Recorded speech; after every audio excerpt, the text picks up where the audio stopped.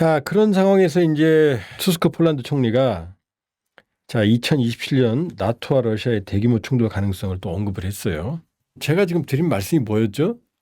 러시아 지금 생각보다 것보다 코피 터졌다고 그랬죠? 근데 지금 나토 쪽에서는 계속해서 러시아 위험론이 커지고 있어요.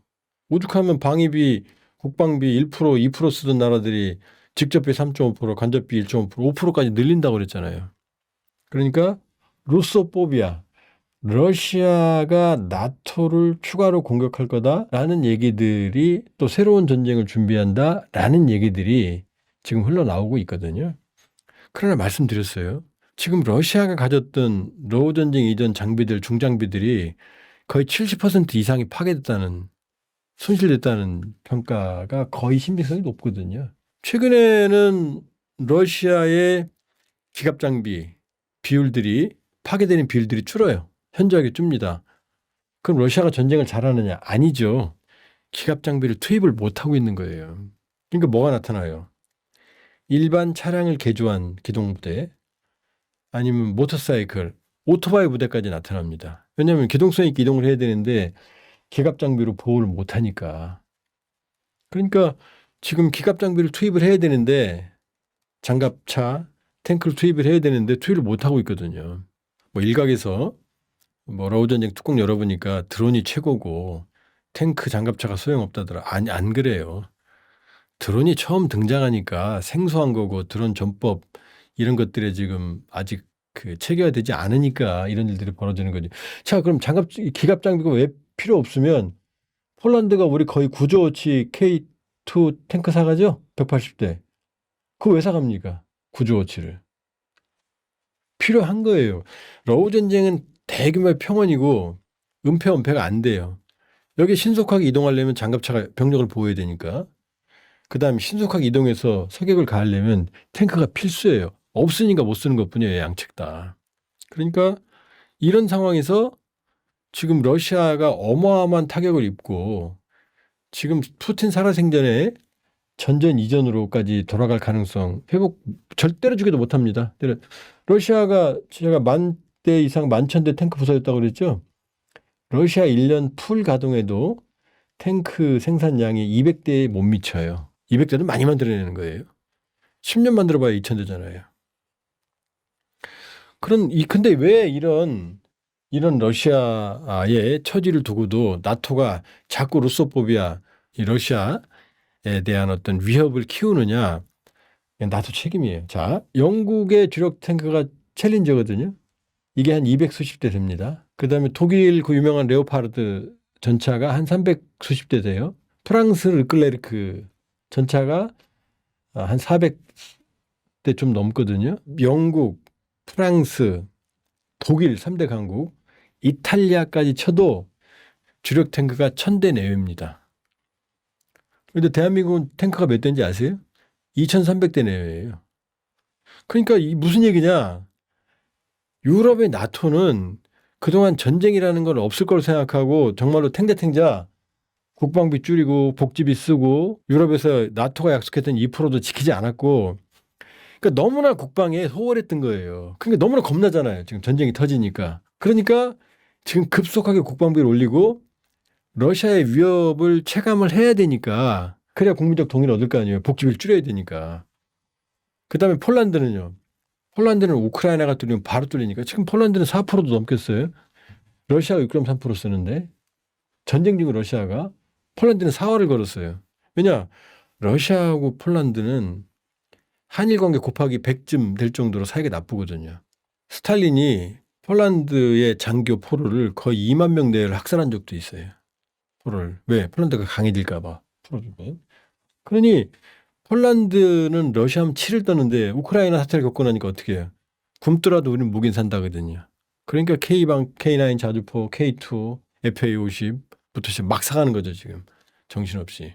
그러니까 지금 폴란드 얘기잖아요. 러시아가 침공한다. 그런데 러시아가 저 지친 몸을 이끌고 어떻게 새로운 전쟁을 합니까? 나토가요, 인구는 EU가 러시아의 5배고 GDP는 10배입니다.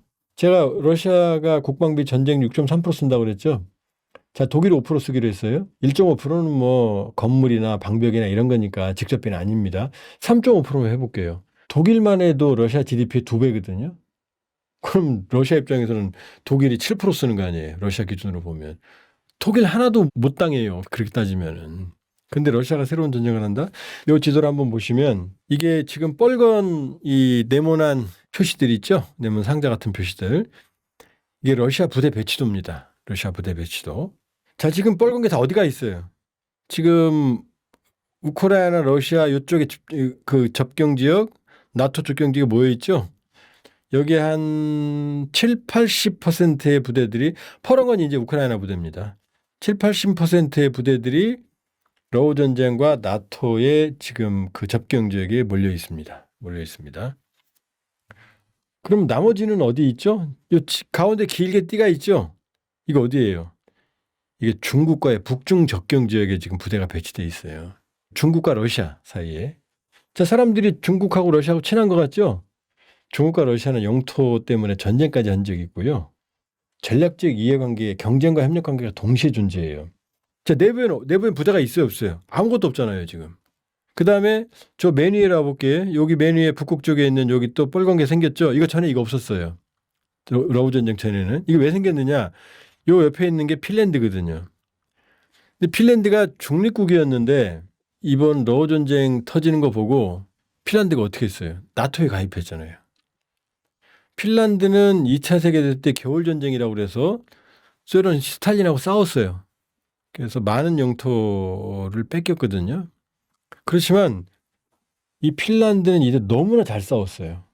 그래서 이 소련군들이 아주 막대한 피해를 입고 나서 겨우겨우 전쟁에서는 이겼지만 영토도 확보했지만 그러나 소련의 피해가 너무 많이 컸던 게 이 겨울전쟁이거든요. 근데 그동안 핀란드는 중립국으로서 소련과의 적대 관계가 아니었거든요. 근데 러우 전쟁을 겪고 나니까 핀란드, 스웨덴이 두렵잖아요. 나토에 가입을 해버렸단 말이에요. 그러니까 중립국이었을 때는 소련이, 그다음에 러시아가 이 핀란드 국경에 부대를 배치할 필요가 없었죠. 제가 유학한 데도 이 핀란드 이 근처였어요. 상트페테르부르크. 근데 지금 제가 뭐라고 말했죠? 나토에 가입했다고 그랬잖아요. 그러면 나토의 군대가 지금 핀란드에 전진 배치되는 거예요. 그러면 러시아 입장에서는 그냥 아무런 긴장이 없던 지역에 나토군이 들어와 있는 거잖아요, 이제. 그럼 당연히 부대를 배치해야 될 거 아니에요. 이게 막 언론에 보도됐던 러시아가 핀란드 국경에 새로운 부대를 배치해서 전쟁을 일으키려고 한다라는 그 설이에요. 아니, 나토가 들어오니까 당연히 러시아도 어떻게 해야 돼요? 여기 대응 부대를 창설해야 될 거 아니에요. 이건 전쟁 준비가 아니에요. 정상적인 매뉴얼이라고요. 이 핀란드 지금 보시면 알겠지만은 길죠, 띠가. 이 국경이, 이 핀란드 국경이 길이가 무려 1300km입니다. 러시아. 지금 우크라이나 아까 제가 보여드렸던 긴 띠 점령하고 있죠. 그 러우 전선의 길이가 1200km예요, 최소.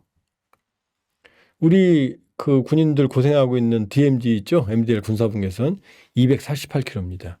여기 수십만 명이 지금 몰려 있죠? 근데도 인원이 부족해서 과학화한다, 뭐 감시 카메라인데 이렇게 하는데, 자, 생각해 보세요. 새로 생긴 핀란드 국경 1300km 어떻게 지켜요? 그다음에 러우 전쟁 전선은 매일매일 소부대 전투하는 1200km가 전체가 전장이잖아요. 그럼 이거 유지하기가 쉽겠어요? 이 병력 이거 유지하는 게 새로 만들어진 전선만 해도 2500km인데 이걸 감당을 하겠냐고요, 러시아가. 그다음에 지금 이 막대한 인적 물적 손실 이걸 겪은 러시아가 다시 새로운 전쟁을 한다고요? 무슨 뭐 이런 얘기도 있어요. 러시아가 신무기들은 새로운 무기들은 숨겨두고 새로운 전쟁을 준비한다. 당장 쿠르스크까지 러시아 자존심인 2차 세계대전에 주코프 장군이 히틀러를 물리친 그 쿠르스크 가장 명예로운 땅까지 제렌스키한테 뺏길 정도였는데 코피 터졌는데 새로운 무기 신무기를 숨겨둔다고요? 전략폭격이 다 의도 터졌는데 자, 기갑 장비 같은 건 아끼겠죠. 다 소모되면 이제 끝나버리니까 최소한은 그런 거지. 이게 뭐 나토와의 전쟁을 국방 이 인구는 10배, GDP는 5배, 독일만 해도 2배 여기랑 싸운다고요. 그러니까 푸틴이 그랬잖아요. 나토가 국방비 5% 쓴다고 그러니까 우리는 앞으로 줄인다고 그랬어요. 처음에 이렇게 비꼬는 줄 알았거든요. 그게 아니에요. 나토의 군비 경쟁을 감당할 수가 없죠. 감당할 수가 없죠. 그리고 나토는 아까도 말씀드렸지만 독일, 영국, 프랑스, 이태리까지 합쳐도 주력 탱크가 1000대 내외밖에 안 되는데 대한민국의 절반도 안 되는 그런 현실을 깨달았으니 이제 앞으로 어떻게 하죠? 이제 아마 기하급수적으로 국방비를 늘릴 거고 그 다음에 재무장에 나설 겁니다. 특히 독일이 지금 날개를 달았잖아요. 독일이. 2차 세계대전 때문에 독일은 잠수함 같은 것도 500톤, 600톤 이상 못 만들었어요. 전범국가라고 그래서. 지금 그거 다 이제 그 짐을 다 벗었어요. 오히려 유럽 국가들이 어떻게 해? 빨리 만들어, 빨리 만들어, 빨리 만들어, 빨리 만들어, 빨리 만들어. 그러니까 독일이 재무장하면 이제 어마어마한 일이 벌어지는 거죠. 영국도 재무장, 프랑스도 재무장, 이태리도 재무장. 핀란드는 이제 똘똘 뭉쳐서 강소국이라잖아요. 강소국. 기술만 강소국이 아니에요. 핀란드 전 국민이 전쟁에 준비되어 있는 나라거든요. 산악국가. 그렇게 보면은 지금 이제 전쟁은 러시아도 지쳤고 우크라이나 얘기는 오늘 좀 안 했습니다만 우크라이나는 전쟁 수행 능력의 절반가량을 해외 원조에 의지합니다. 그거 다 빚이에요. 트럼프 대통령이 그랬잖아요. 2월 18일 불러다가 야, 내 무기 지원해 준 거 돈 내놔야 될 거 아니야? 광물 해청해야 될 거 아니야? 이렇게 말했죠. 그러니까 양쪽 다 지쳤어요. 그런데 러시아 피해가 더 큽니다. 왜? 공격하는 쪽이 수비하는 쪽보다 희생이 훨씬 크거든요. 그러니까 4배, 5배 되는 러시아가 아직도 빌빌대면서 우크라이나 전선을 뚫지 못하는 거죠. 자, 정리해드리겠습니다. 이제 러우 전쟁은 종식 흐름으로 간다. 그러나 한국 전쟁은 2년 정도 휴전 협상을 했으니까 앞으로 지대하게 실무 협상을 남겨두고 있다. 트럼프, 푸틴이 만나도 완벽한 합의 나오기 어렵다. 관세 협상처럼 지대한 후속 협상이 필요할 거다. 그러나 종전, 영토가 완전히 확정되는 트럼프 방식으로 영토 주고받는 건 푸틴도 젤렌스키도 받기 어렵다. 그러면 우리 같은 슬픈 모델. 자, 일단 쉬자. 우리도 그랬거든요. 53년 7월 27일 날 정전협정, 휴전협정하고 몇 달 내에 항구적인 평화협정을 체결하기로 했는데 오늘날까지 지금 오고 있습니다. 따라서 큰 흐름으로는 이제 휴전 모드로 들어간다. 그러나 단기간에 끝날 수는 없다. 종전은 어렵고 그러니까 휴전이라 쓰고 종전이라 읽는 트럼프 방식이 될 가능성이 높다. 이렇게 보고요. 앞으로 전투도 계속 격화될 거다. 그러나 한쪽이 뒤지기는 어렵다. 그러나 큰 흐름으로는 휴전으로 가고 이 이유는 트럼프 대통령의 2차 관세, 2차 생션, 세컨더리 생션도 있고 러시아의 전쟁 피로감, 또 우크라이나의 전쟁 피로감 이런 것들이 복합적으로 진행이 되기 때문에 큰 흐름으로 보면 휴전으로 가는 흐름이 나타나고 있다. 그리고 그 결정적인 계기가 이 알래스카, 이 트럼프 푸틴의 회동이다. 그러나 아주 극적인 합의는 나오기는 어려울 거다. 그러나 큰 흐름은 휴전으로 간다. 예, 조한범 세계는 지금 첫 라이브 다음 주 화요일 날 6시에는 무난하게 무탈하게 여러분 찾아뵙겠습니다. 많은 성원 부탁드리고요. 시청해 주셔서 감사드립니다. 마치겠습니다.